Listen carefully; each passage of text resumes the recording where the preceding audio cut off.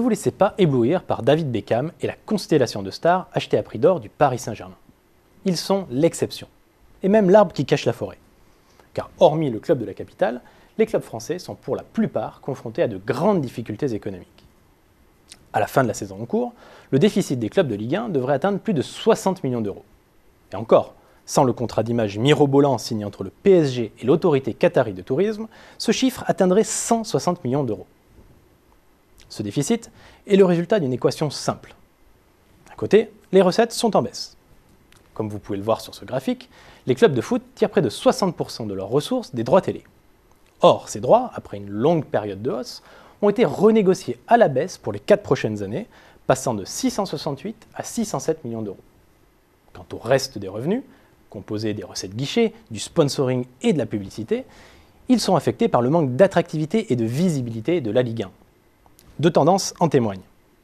En 5 ans, les audiences télé des matchs ont chuté, passant de 1,8 à 1,4 million de téléspectateurs le dimanche soir. Quant au taux de remplissage des stades, il est passé de 76 à 68% sur la même période.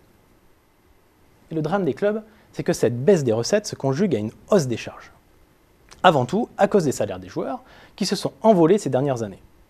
Ils représentent aujourd'hui près de 80% des dépenses d'un club, contre 70% il y a 5 ans. Ces difficultés expliquent l'empressement actuel des clubs à revendre leurs meilleurs éléments, à la fois pour économiser leurs salaires, mais aussi et surtout pour équilibrer leurs comptes. C'est ce que ce graphique met clairement en évidence. Les transferts sont devenus une variable d'ajustement indispensable pour les clubs. Mais cette stratégie n'est évidemment pas sans risque.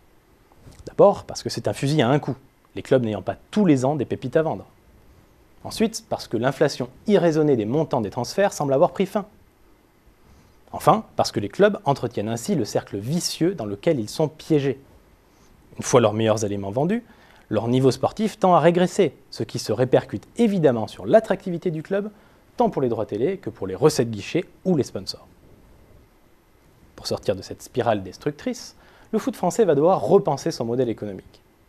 La construction de nouveaux stades dans l'optique de l'Euro 2016 doit déjà leur permettre d'augmenter les recettes les jours de match. Mais il faut aller plus loin. Par exemple, en recherchant de nouveaux investisseurs étrangers, en misant toujours plus sur la formation, ou en instaurant des règles de gestion plus rigoureuses, comme le plafonnement des salaires à Saint-Étienne. Pour finir, il est tout de même possible de relativiser cette crise du football français.